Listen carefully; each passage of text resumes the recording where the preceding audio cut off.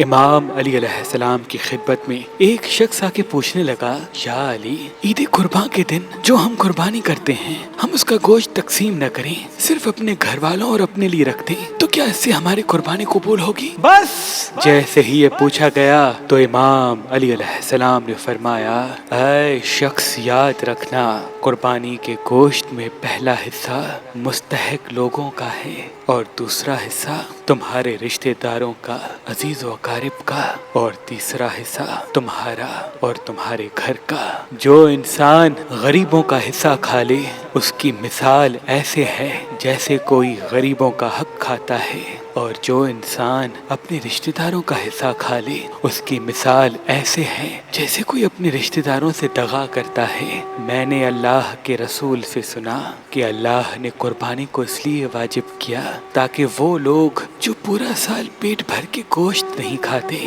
وہ گوشت کھا سکیں، اور انسان اپنے عزیز و اقارب میں گوشت تقسیم کر کے محبت اور ایک دوسرے کے احساس کو قائم کرتے۔ لیکن افسوس، جو انسان قربانی کے گوشت کو صرف اپنی میراث سمجھتے ہیں اور اپنے گھر کے لیے محفوظ کر دیتے ہیں، تو اللہ کی لعنت ان لوگوں پہ مسلسل برستی رہتی ہے۔ تو یوں وہ قربانی کر کے بھی نہ قربانی کا ثواب پاتے ہیں، اور نہ ہی اللہ سے انہیں کوئی اجر ملتا ہے،